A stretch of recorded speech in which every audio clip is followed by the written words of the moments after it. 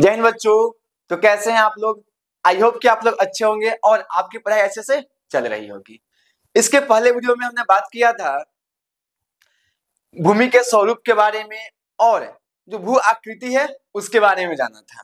आज हम बात करेंगे भू क्षरण और भू संरक्षण के बारे में। मीन्स हम इसमें दो चीज के बारे में जानेंगे। एक कि भूमि का निम्नीकरण क्यों हो रहा है, क्या क्या ऐसे कारक है जिसकी वजह से जो भूमि है उसके गुण में कमी आ रहा है।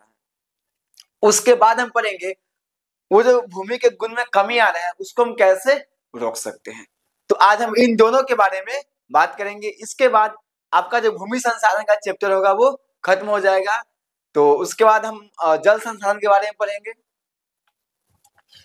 सो हम देखते हैं भूक्षरण। भूक्षरण का क्या मतलब होता है कि जब मृदा का स्थानांतरित होता है तो क्या होता है, इसी को बोलते हैं हम भूक्षरण। मतलब भूमि क्या होता है, जो मिट्टी हमारा है वो एक स्थान से दूसरे स्थान तक विभिन्न क्रियाओं द्वारा जाता है। जैसे अगर हम बात करें तो यहाँ पे मिट्टी है, हमारे पास भूमि है, मतलब भूमि का मिट्टी का क्या मतलब कि जो भूमि के सबसे ऊपरी परत है। तो हमारे खेत में क्या है, भूमि है, सबसे ऊपरी परत है, मिट्टी का मृदा है। अब हम क्या कर रहे हैं, उसमें लगातार पानी दे रहे हैं तेज गति से। तो क्या होगा, जो भूमि है का जो ऊपरी परत है जिसको मृदा बोलते हैं उसका क्या होता है, कटाव हो जाता है। अब उस कटाव की वजह से क्या होगा कि जो भूमि है हमारा उसका निम्नीकरण हो जाएगा। तो जो कारक होते हैं भूमि क्षरण के बहुत सारे होते हैं। एक पवन के द्वारा, जैसे हवा चल रहा है तो हवा क्या करता है, जब हवा तेज गति से चलती है और भूमि अगर हल्का है तो अपने साथ भूमि को भी ले जाती है। तो इससे भी क्या होता है, भूमि के निम्नीकरण होते हैं, भूक्षरण होते हैं। तो अगर भूक्षरण की बात करें तो मृदा को अपने स्थान से विविध क्रियाओं द्वारा स्थानांतरित होना क्या कहलाता है, भूक्षरण कहलाता है। तो जो क्रियाएं होगी वो कई सारे हो सकती हैं। अब यहाँ पे कुछ क्या आएंगे आपको, कुछ आपको आएंगे प्राकृतिक और कुछ आएंगे यहाँ पे मानवीय। अब देखिए प्राकृतिक कारकों की बात करें तो प्राकृतिक कारक क्या क्या हो सकते हैं, गतिशील जल। अगर बात करें तो हमने एक बताया कि मान लो मेरे पास मिट्टी है, अब क्या है तेज गति से क्या हो रहा है, जल की धारा प्रवाह होगी तो वो क्या करेगा, अपने साथ मिट्टी का भी कटाव करेगा। तो इससे हो सकता है। उसके बाद सामुद्रिक लहरें के थ्रू भी हो सकता है। इससे भी क्या होता है, आपका मिट्टी का कटाव होता है और अपने साथ में क्या करता है, बहुत सारी मिट्टी को ले भी जाता है और कभी कभी क्या होता है बहुत सारी मिट्टी को ला भी देता है। जैसे अगर क्या कहते हैं सुनामी आया तो सुनामी आया तो क्या होगा, उसके अंदर जो कचरा होगा वो क्या होगा, एक बार एक आएगा और फिर क्या धीरे धीरे जल क्या होगा, आ जाएगा। तो दोनों होता है। समुद्री लहरों से क्या होता है, कटाव भी होता है और आपका क्या होता है, मिट्टी का नई मिट्टी का परत भी आ जाता है। अब बात करें गुरुत्व की, तो जो गुरुत्व से होता है वो कहाँ होता है, मिलिए आपको पहाड़ी इलाका पर। जैसे मान लेते हैं कि गुरुत्व क्या होता है कि पृथ्वी क्या करती है, हर चीज को अपनी तरफ खींच रही होती है। जैसे अगर हम बात करें तो ये मार्कर है, तो ये मार्कर छोड़ने क्या होगा, गुरुत्व के कारण क्या होगा, नीचे आएगा, नीचे जा रहा है, हम इसको कैच कर ले रहे हैं। तो भूमि के भी प्रयास क्या होता है कि अगर भूमि सही से पकड़ा हुआ नहीं है तो क्या होता है, नीचे की ओर गिर जाता है। और ये मिली कहाँ होता है, जो पहाड़ी इलाका होता है, जैसे इस तरफ के एरिया। तो जो गुरुत्व से जो भूक्षरण होता है वो कहाँ पे होता है, मेनली पहाड़ी इलाकाओं पे होता है। अब मान लीजिए यहाँ पे मिट्टी है, और मिट्टी क्या है, सही से पकड़ा हुआ नहीं, मतलब मिट्टी को पकड़ने क्या चाहिए, या तो एक समुच्चय खेती होना चाहिए, समुच्चय जुताई इस तरह का होता है, जैसे पहाड़ी है तो इस तरह का होगा, ताकि वो क्या हो, मिट्टी जो है वो नीचे ना आ सके। या तो आप क्या कीजिए, पेड़ को बहुत ज्यादा लगा दीजिए। पेड़ क्या करता है, मिट्टी को पकड़ के रखता है, इसलिए क्या कहता है कि जो आपके जहाँ पे मिट्टी का कटाव ज्यादा हो रहा है तो यहाँ पे क्या किया था, पेड़ लगा दिया जाता है, ताकि क्या हो, जो पेड़ है वो मिट्टी को पकड़ के जकड़ के रख ले। तो यहाँ पे आप ये जो गुरुत्व वाला वो कहाँ पे होता है, आपके पहाड़ी इलाका में होता है। उसके अलावा क्या होता है, कभी कभी अतिवृष्टि और कभी अनावृष्टि हो जाती है। अतिवृष्टि मतलब बहुत ज्यादा वर्षा और अनावृष्टि करने का मतलब कम वर्षा। तो जिस क्षेत्र में ज्यादा वर्षा होगी वहां पे क्या होगा, मिट्टी का कटाव होगा तीव्र वर्षा के कारण, मतलब वही तीव्र वर्षा बोलिए या अतिवृष्टि बोल दीजिए। या तो अगर अनावृष्टि है, अनावृष्टि कहना है क्या मतलब कि जहां पे पानी नहीं के बराबर हो रही है। अब पानी नहीं होगा तो क्या होगा, जो मिट्टी है उसमें नमी की कमी हो जाएगी। अब नमी की कमी हो तो मिट्टी क्या होगा, धूला बन जाएगा, धूल बन जाएगा। अब धूल है तो धूल रहेगा, जैसे रेत की बात कीजिएगा, जहां पे रेत है तो पवन मतलब जो हवा आएगा तो वो क्या करेगा, अपने साथ मिट्टी को ले जाएगा। तो ये बोला कि अगर जहां पे अनावृष्टि होता है, मतलब जहां पे कम वर्षा हो रहा है, वहां के जो मिट्टी होंगे वो क्या होंगे, सूखे होंगे, उसमें धूल होंगे। तो उससे भी क्या होता है कि मिट्टी जो है वो पवन के द्वारा मतलब हवा के द्वारा बहाकर ले जाई होती है और कहीं एक जगह जमा किया जाता है, जहां पे मिट्टी का आपको बहुत सारा ढेर मिल जाएगा। तो इस प्रकार से मतलब अतिवृष्टि और अनावृष्टि मिला के लगभग लगभग आपके 13 करोड़ हेक्टेयर भूमि जो है वो इस प्रकार के हैं, जहां पे क्या हो रहा है, अनावृष्टि अतिवृष्टि से इसको भूषण हो रहा है। अब है कि खनन। अब बहुत सारे क्या होते हैं, खनन हुआ। अब जब खनन होता है तो क्या होता है कि जो मलबा है, खाइयां, उसको बंद नहीं किया जाता है। अब बंद नहीं होगा तो जो मिट्टी होंगे हमारे आसपास के वो सब क्या होंगे, उसमें जाके मिल जाएंगे। तो उस समय क्या हो रहा है, जो हमारा मिट्टी है उसका क्षरण हो रहा है, उसमें निम्नीकरण हो रहा है। तो जो भूमि का निम्नीकरण होता है वो कई कारणों से होता है। जैसे एक बात कीजिएगा, आपने क्या किया, एक बहुत सा गड्ढा खोद दिया, बहुत बड़ा क्या किया, गड्ढा खोद दिया। अब उसके आसपास की जो मिट्टी होगा वो क्या होगा, उस गड्ढा में जाके जमा होना शुरू हो जाएगा। तो जो अच्छे मिट्टी थे, जहां पे खेती की जा सकती थी, वो क्या होगा, जो ऊपरी परत है, जो उपजाऊ परत है, वो क्या हो रहा है, आके इसमें बह रहा है। तो जितने भी पोषक तत्व होंगे भूमि का, वो सब क्या होगा, आके गड्ढा में जम जाएगा। जैसे आप ये जो हमारा मिट्टी है, भूमि है, तो भूमि के बहुत सारे लेयर होते हैं।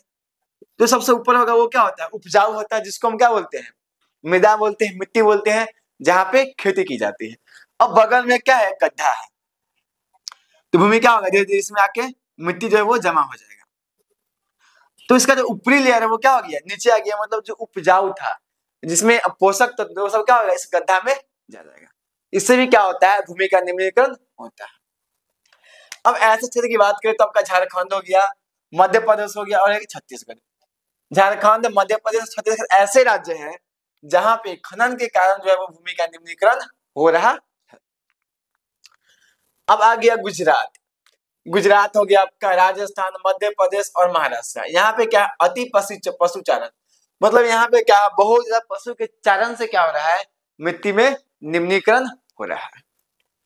अब आते हैं आपके पंजाब, हरियाणा और यूपी। यहाँ पे क्या है, यूपी का पश्चिमी जो एरिया है, मतलब यहाँ पे पश्चिम एरिया, यूपी का जो पश्चिम एरिया है, वहां पे क्या है, अधिक सिंचाई के कारण क्या हो रहा है, भूमि निम्नीकरण हो रहा है, मतलब जो भूमि के गुण है उसमें कमी आ रहा है।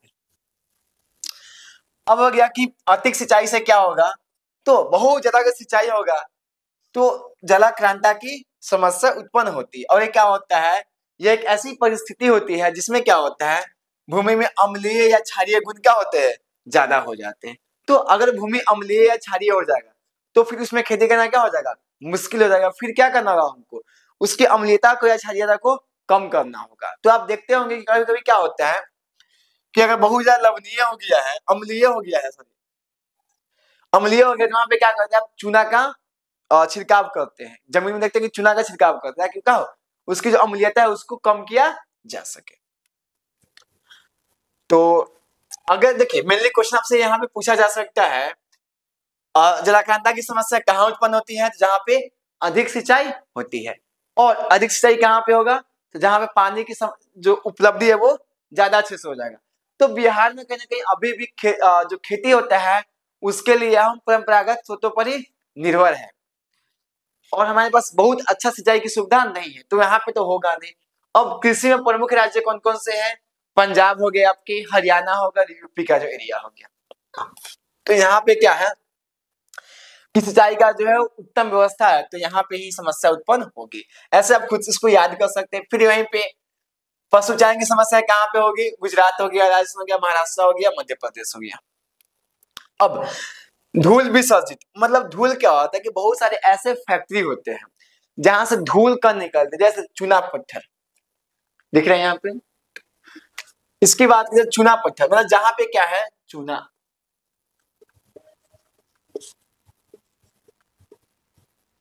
मतलब जहाँ पे सीमेंट बनता हो।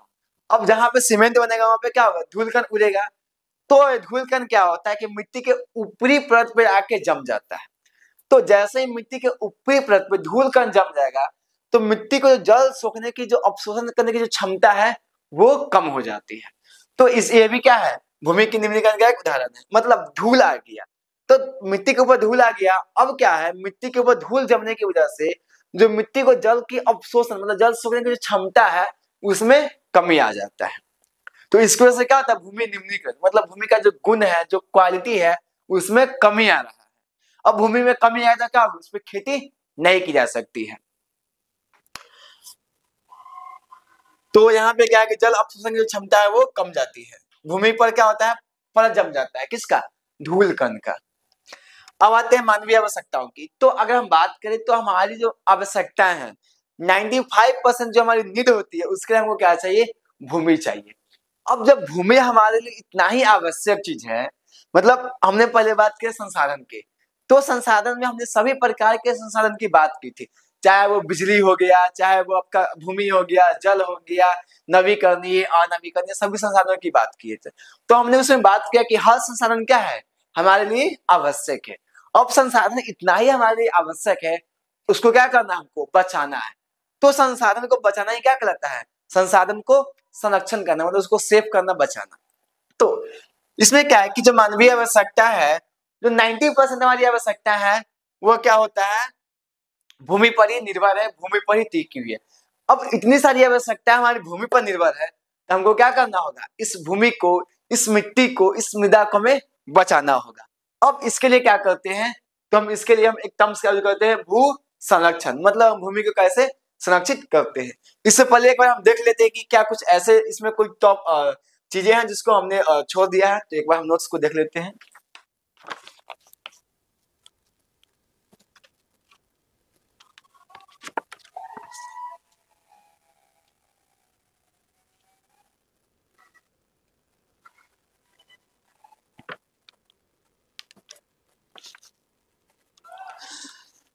अब देखिए यहाँ पे हो जाएगा कि जो मिट्टी का अपवर्तन होता है तो वह कुछ दूध के द्वारा होता है।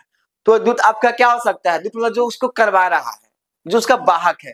तो दूध आपका क्या क्या हो सकते हैं, एक आपका हो जाएगा पवन, जिसके बारे में हमने बात किया कि जब क्या होगा, अनावृष्टि होगा तो क्या होगा, सूखा टाइप का हो जाएगा। तो सूखा हो गया तो जिसके द्वारा मिट्टी का जो है अपवर्तन हो रहा है तो वो किसके द्वारा होगा, या तो हवा के द्वारा होगा या कभी जल के द्वारा होगा। तो यह क्या है, दूध है।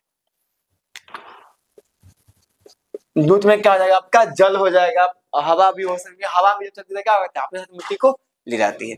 उसके अलावा जलवायु परिवर्तन होता है, तीव्र बहुत ज्यादा क्या होता है, जलवायु परिवर्तन हो गया या तापमान में वृद्धि हो गया तो उससे अनावृष्टि अतिवृष्टि होती है। मतलब जैसे ही हम प्रकृति के साथ कुछ परिवर्तन होगा तो उसका असर हम पे दिखेगा। कहीं वर्षा ज्यादा होगा, कहीं पे वर्षा क्या होगा, कम होगा। तो यह सब चीजें तो कहती भूस्खलन के क्या क्या कारण कारक थे वहां पे, उन सभी के कारक के बारे में हम बात की। अब हम बात करेंगे कि इसको हम बचाएंगे कैसे, मतलब जो भूमि हमारे लिए इतना महत्वपूर्ण संसाधन है तो इसको बचाना हमारा क्या है, ड्यूटी है, कर्तव्य है। क्योंकि अगर हम नहीं बचाएंगे तो हम कुछ भी खाएंगे क्या। अगर भूमि क्या होगा, बहुत ज्यादा अम्लीय हो जाएगा, बहुत ज्यादा लवणीय हो जाएगा।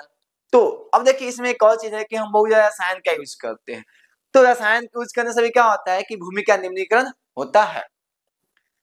तो अब भूमि उपजाऊ रहेगा नहीं तो पैदावार अच्छे से नहीं होगा, तो उसको हमको रोकना है।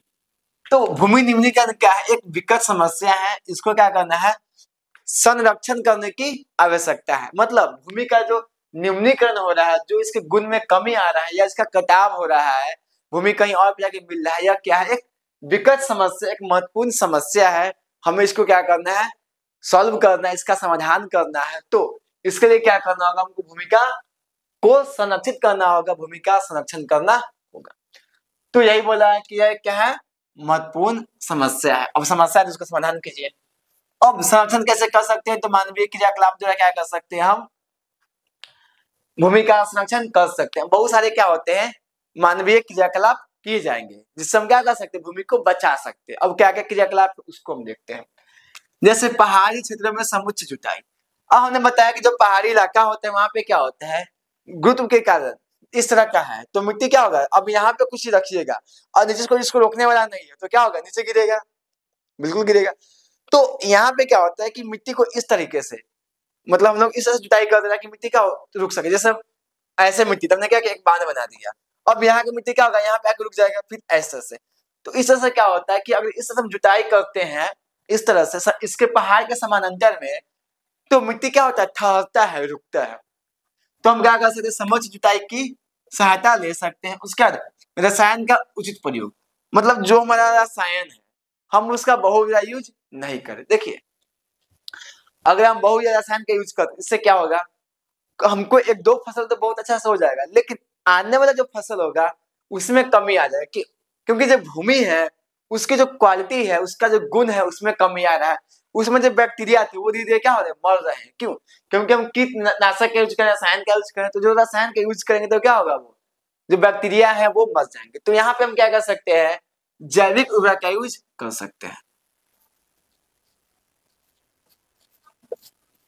अब जैविक उर्वरक में क्या होते हैं कि एक तो बैक्टीरिया उसमें पहले से मौजूद होते हैं और वो क्या करेगा, एक तो पैदावार बढ़ा देगा, मतलब भूमि को उपजाऊ बनाएगा, और बैक्टीरिया की भी संख्या को क्या करेगा, इंक्रीज करेगा, बढ़ाएगा। जैसे गोबर होता है, तो गोबर में आप देखते हैं कि पहले से ही क्या होता है, बहुत सारा चेरा इस टाइप का जो बैक्टीरिया होता है, कीड़ा मकोड़ा होता है, वो होता है। अब वो जाएगा भूमि में तो वो क्या करेगा, अपनी जनसंख्या को और ज्यादा बढ़ाएगा, उसके साथ इसका कोई नुकसान भी नहीं है और ये पैदावार भी क्या करता है, बढ़ाता है। तो ये सारी क्या है, जैविक उर्वरक यूज करने का फायदा है। अब दूसरा आ गया कि हम रसायन का यूज करते हैं, तो एक एडिन नामक रसायन है जिससे क्या होता है कि मेढक की जो प्रजनन क्षमता है वो कमती है। अब इससे नुकसान क्या होगा, तो अगर किसी भी हम लोग देखते हैं आपको लाइफ साइकिल जो दिखता है यहाँ पे, चक्र जो दिखता है, भोजन चक्र जिसको बोलते हैं, फूड साइकिल, फूड साइकिल जो देखते हैं उसमें क्या होता है कि हर जीव जो है वो एक दूसरे पर निर्भर है। अगर किसी एक जीव का जनसंख्या में कमी या बढ़ोतरी हो गई तो उससे क्या हो सकता है, पर्यावरण में कुछ समस्या उत्पन्न हो सकती है। जैसे अगर मेढक की संख्या में क्या हो जाएगी, कमी आ जाएगी, क्योंकि देखिए इससे क्या होता है कि मेढक का जो प्रजनन क्षमता है वो कमेगा, मतलब क्या करेगा, मेढक जो है वो अपने जैसे नए मेढक की उत्पत्ति नहीं कर पाएगा उस तरीके से, मतलब उतना ज्यादा। तो अब मेढक की जो संख्या कमी आएगी तो जो कीड़े मकोड़े हैं उसकी संख्या क्या हो जाएगी, बढ़ जाएगी। क्यों, क्योंकि मेढक खाता किसको है, कीड़ा मकोड़ा को खाता है। मतलब जो आपका कीड़ा मकोड़ा जो आपको दिखता है, जो फसल को खाता है मेनली, उसको कौन खाता है, मेढक खा रहा है। तो कीड़ा की जो संख्या को मेंटेन करने में किसका हाथ है, मेढक का हाथ है। तो अगर मेढक की जो क्या कहते हैं संख्या बढ़ जाएगी तो सॉरी मेढक की संख्या अगर प्रजनन कमेगा, प्रजनन क्या होगा, कमेगा। अगर प्रजनन कमेगा तो मेढक की संख्या क्या होगी, कम जाएगी। और अगर मेढक की संख्या में कमी आ जाएगी तो जो कीड़ा मकोड़ा है उसकी संख्या में क्या हो जाएगी, बढ़ोतरी हो जाएगी। तो इससे भी क्या हो जाएगा, प्रॉब्लम हो जाएगा। तो ये बोला है कि जो एड्रिन नामक रसायन है, एक क्वेश्चन आपसे पूछा जा सकता है कि किस रसायन के कारण मेढक की जो प्रजनन क्षमता है उसमें कमी आ रही है। तो आपका क्या हो जाएगा, एड्रिन नामक रसायन से क्या होता है, जो मेढक है उसकी जो प्रजनन क्षमता है उसमें कमी आ रही है। अब आ गया वृक्षारोपण द्वारा हम क्या कर सकते हैं, मृदा का संरक्षण कर सकते हैं। तो जितना ज्यादा हम क्या करेंगे, वृक्ष को लगाएंगे उतना ज्यादा क्या करेगा, वो मिट्टी को रोक के रखेगा। अब मिट्टी को रोक के रखेगा तो मिट्टी को क्या होगा, अब उसका अपवादन नहीं होगा, मिट्टी का क्या होगा, क्षरण नहीं होगा, मतलब मिट्टी जो है वो एक स्थान से दूसरे स्थान तक नहीं जा पाएगा। उसके साथ साथ ह्यूमस का भी निर्माण होगा। ह्यूमस क्या होता है, तो जब पेड़ पौधा होगा तो उससे क्या होंगे, पत्ते निकलेंगे। अब पत्ता जब सड़े गलेगा तो उसी से क्या होता है, ह्यूमस का निर्माण होता है। और यह क्या होता है, मृदा के लिए, मिट्टी के लिए फायदेमंद होता है, ताकि क्या मिट्टी की जो उर्वरा शक्ति वो और ज्यादा बनती है। तो हमें क्या करना चाहिए, वृक्षारोपण करना चाहिए। इसके साथ साथ लोगों को जागरूक करने की भी हमें आवश्यकता है, ताकि हम बता सके कि भूमि का जो संरक्षण है वो कितना हमारे लिए आवश्यक है। अब देखिए उड़ीसा में क्या होता है, वनोन्मूलन के कारण क्या हो रहा है, भूमि का निम्नीकरण हो रहा है। अब वनोन्मूलन क्या होता है, तो किसी कारणवश जो हमारा मिट्टी है, सॉरी जो पेड़ है उसको काटना या उसको जलाना। अब काटेंगे तो अगर मिट्टी यहाँ पेड़ है, जैसे यहाँ पे पेड़ है, तो पेड़ क्या करेगा, इसका जो जड़ होगा इस तरह से पेड़ है, इसका जो इस तरह से पेड़ है, इसका जड़ है, तो वो क्या करेगा, कुछ मिट्टी को क्या करेगा, पकड़ के रखेगा। अब उस मिट्टी को जैसे ही वो छोड़ेगा तो क्या होगा, मिट्टी लूज हो जाएगा, मतलब मिट्टी क्या होगा, खसकना शुरू कर देगा, हवा के द्वारा, पानी द्वारा क्या होगा, उसका बहाव हो जाएगा। तो वही बोला है कि अगर पेड़ को ज्यादा काटेंगे तो उस वजह से क्या होता है, वनोन्मूलन की वजह से क्या होता है, मिट्टी का निम्नीकरण हो रहा है, भूमि का निम्नीकरण हो रहा है। तो ये सारी चीजें क्या थी, यह क्वेश्चन जो है भू क्षरण और भू संरक्षण, हो सकता है कि आपसे 5 नंबर के भी प्रश्न यहाँ से आ सकते हैं, क्योंकि यहाँ से 5 नंबर के प्रश्न आपसे बनते हैं। तो आई होप कि आपको किसी प्रकार का कोई दिक्कत नहीं हुआ होगा। अगर आपको कोई टॉपिक समझने में किसी प्रकार की कोई समस्या उत्पन्न हो रही है तो आप क्या कर सकते हैं, आपके पास कमेंट बॉक्स है, उससे आप हमसे पूछ सकते हैं। हम पूरी कोशिश करेंगे कि आपको किसी प्रकार का कोई डाउट ना हो, कोई प्रश्न आपके मन में हो तो उसको हम जल्द से जल्द समाधान कर सके। इसके साथ साथ आपको एक ब्रॉड अंडरस्टैंडिंग होगा कि चीजों के कैसे हम इंटरलिंक्ड कर सकते हैं। तो मेरा कोशिश यही है कि हम आपको अच्छे से समझा सके ताकि आप क्या कर सके, एग्जाम में अच्छा नंबर ला सके, इसके साथ साथ आपके पास नॉलेज भी हो। तो आज के लिए इतना ही, फिर मिलते हैं हम लोग नेक्स्ट वीडियो में, तब तक के लिए स्टे मोटिवेटेड, कीप लर्निंग। जय हिंद।